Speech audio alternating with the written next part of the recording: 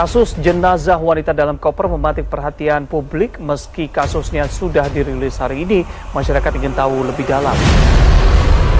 Temuan mayat wanita dalam koper di wilayah Cikarang, Jawa Barat telah hebohkan jagat pemberitaan.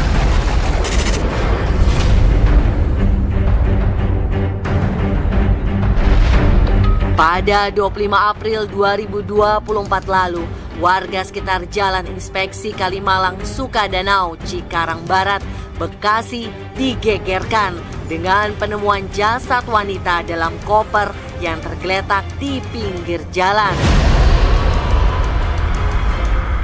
Koper berwarna hitam itu ditemukan pada pagi hari oleh seorang petugas kebersihan saat hendak membersihkan sampah di sekitar lokasi penemuan. Curiga dengan isi koper, petugas kebersihan tersebut kemudian melaporkannya ke Polsek Cikarang Barat. Saat diperiksa polisi, di dalamnya ada jasad perempuan utuh dengan kondisi tertekuk berbalut baju merah. Usut punya usut, diketahui identitas mayat berusia 50 tahun tersebut adalah Rini Mariani yang merupakan warga Bandung, Jawa Barat. Dari hasil penyisiran, polisi menemukan rekaman CCTV di sebuah hotel di kawasan Bandung. Dalam video yang beredar, terlihat pelaku mengenakan pakaian serba hitam diikuti oleh korban saat memasuki kamar hotel pada 24 April 2024 sekitar pukul 10 pagi. Pada rekaman video selanjutnya yang menunjukkan pukul 18:40 nampak pria berusia 29 tahunan itu keluar sendirian sambil membawa koper hitam dan menenteng tas yang sempat dibawa korban. Berkat rekaman CCTV tersebut, pelaku yang diketahui bernama Ahmad Arif Ridwanullah berhasil ditangkap pada 1 Mei 2024 di Kota Palembang, Sumatera Selatan. Tanpa perlawanan, pelaku nampak pasrah diamankan petugas ke Polda Metro Jaya untuk dimintai keterangan. Menurut informasi, pelaku dan korban merupakan rekan kerja di satu perusahaan industri makanan. Keduanya diketahui memiliki hubungan larang.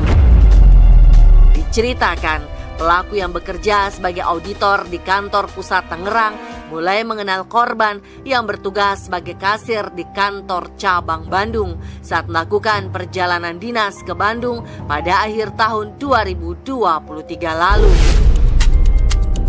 Beberapa bulan setelahnya, tepatnya pada 24 April 2024, Arif kembali berkunjung ke Bandung dan menemui Rini. Di sela-sela menjalankan tugasnya, pelaku mengajak korban untuk keluar kantor dan berujung ke kamar hotel. Setelah mereka melakukan hubungan seksual, Rini meminta Arif untuk menikahinya. Namun Arif menolak permintaan Rini sehingga wanita tersebut mengeluarkan kata-kata yang menyakiti hati Arif. Alhasil, momen romantis keduanya pun berakhir tragis. Arif yang gelap mata langsung membenturkan kepala Rini ke tembok hingga berdarah. Ketika korban sudah tak berdaya, pelaku membekap mulut korban dan mencekiknya hingga tewas.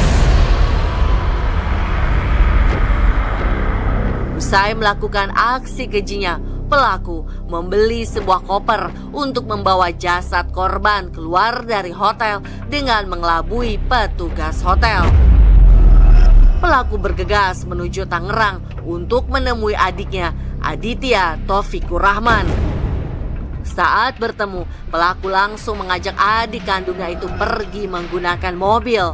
Pelaku baru menceritakan soal pembunuhan Rini pada sang adik ketika berada di tengah jalan tol menuju arah Bandung. Aditya yang terkejut tak dapat berbuat apa-apa selain mengikuti rencana kakaknya. Sesampainya di kawasan Cikarang Barat, mereka memutuskan keluar tol guna mencari tempat sepi untuk membuang koper berisi mayat tersebut. Selidik punya selidik. Selain mengaku sakit hati lantaran dimintai pertanggungjawaban oleh Rini, motif Arif melakukan aksi kejamnya itu disebabkan oleh faktor ekonomi.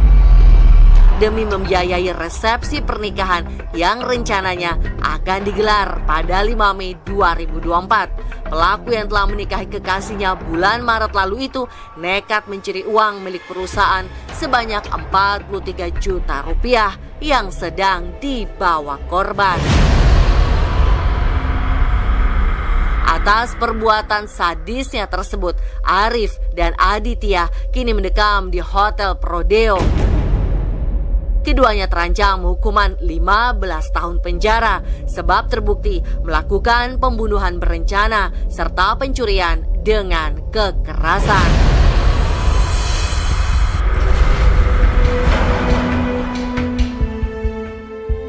Kasus satu ini juga tak kalah mengejutkan.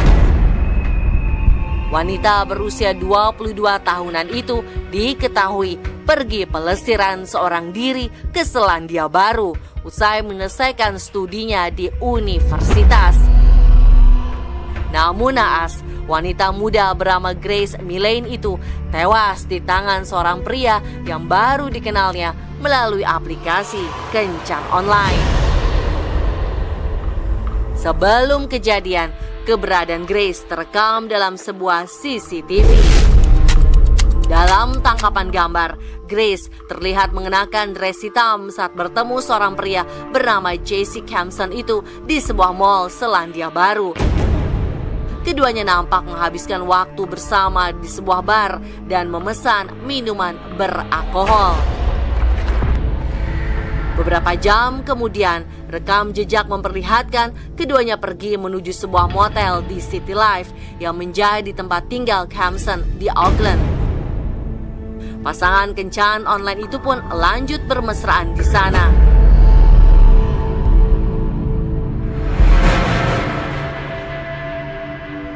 Dalam video selanjutnya, Campson terlihat pergi sendirian menuju pusat perbelanjaan untuk membeli sebuah koper besar. Tak berselang lama, ia pun kembali keluar kamar hotel membawa koper tersebut dengan troli. Saat berada di dalam taksi, pria 26 tahunan itu nampak resah. Pada malam yang sama, pelaku masih melakukan kencan dengan wanita lain, seakan tidak pernah terjadi apa-apa pada Grace. Keesokan harinya, tepat di hari ulang tahun Grace pada 2 Desember 2018, keluarga dan orang-orang terdekatnya menghubungi Grace untuk mengucapkan selamat. Namun Grace tak pernah menjawabnya. Saat itulah orang tua Grace melaporkan ke pihak kepolisian bahwa anak perempuannya itu telah hilang. 3 hari kemudian, saudara laki-laki Grace yang bernama Declan Milane membuat pengumuman pencarian Grace di media sosial. Seminggu berselang, pihak kepolisian setempat menyelidiki kasus hilangnya Grace sebagai kemungkinan peristiwa pembunuhan. Benar saja, pada 9 Desember 2018, kepolisian Selandia Baru menemukan jasad Grace di area semak-semak dekat Taman Nasional Waitakere Ranges di Auckland. Kuat dugaan Grace tewas akibat dicekik teman kencannya tersebut. Memar dan luka-luka pun ditemukan di beberapa bagian tubuh Grace. Setelah diselidiki lebih lanjut, Campson yang awalnya berbohong kepada kepolisian akhirnya mengaku dengan dalih jika Grace meninggal karena tak sengaja tercekik saat keduanya melakukan hubungan seksual yang kasar. Namun demikian, pengadilan setempat akhirnya menyatakan Campson bersalah atas kasus kematian yang menimpa Grace. Pria bernama lengkap Jesse Shane Campson itu dijatuhi hukuman seumur hidup dengan masa non-pembebasan bersyarat minimal 17 tahun lamanya.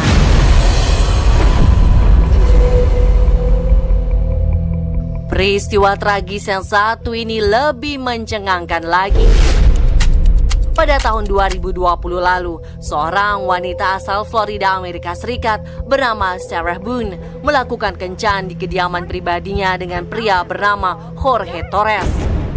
Keduanya bersenang-senang sambil minum alkohol sampai saat Torres diminta untuk masuk ke dalam koper oleh Sarah. Namun Sarah menutup koper itu rapat-rapat tanpa celah sedikit pun untuk bernafas. Bahkan Sarah sempat merekam Torres saat berada di dalam koper berwarna biru. Dalam video tersebut, pria itu pun terdengar memanggil nama Sarah berkali-kali. That's my name. Don't wear it up. Sarah yang berada dalam pengaruh alkohol itu pun tiba-tiba tak sadarkan diri dan melupakan Torres yang masih berada di dalam koper. Setelah sadar, Sarah menemukan Torres sudah tak bernyawa di dalam tas besar tersebut. Mengetahui hal tersebut, Sarah segera melakukan panggilan darurat. Namun, polisi tidak mempercayainya begitu saja. Sebab dalam rekaman ponselnya, terlihat Sarah tidak menolong Torres saat ia meminta bantuan. Dalam video, Sarah justru seakan sengaja melakukannya sebagai bentuk dendam kepada Torres yang diduga kerap melakukan kekerasan padanya. Sarah juga diduga terbakar api cemburu karena kesal Torres berselingkuh dengan wanita lain. Saat proses pemeriksaan, Sarah mengaku jika ia tidak berencana untuk menghabisi nyawa kekasihnya. Dirinya mengklaim sedang dalam pengaruh alkohol hingga hilang kesadaran kala itu. Alibinya, Torres masuk ke dalam koper secara sukarela ketika ia memintanya. Sarah pun ditangkap pihak kepolisian pada 25 Februari 2020 di kediaman miliknya di wilayah Winter Park, Florida. Sejak penangkapan Sarah dan dilakukan proses penyelidikan, proses persidangan beberapa kali diundur sampai hampir 4 tahun terakhir. Sebab beberapa pembela umum mengajukan mosi atau keputusan untuk mundur menjadi perwakilan Boone. Hingga akhirnya pada 13 Agustus 2024 mendatang, kasus Sarah akan dilakukan persidangan untuk mendapat putusan hakim. Namun karena bukti yang kuat, kemungkinan besar Sarah akan dijatuhi penjara seumur hidup atau minimal penjara dengan rentang waktu belasan hingga puluhan tahun lamanya.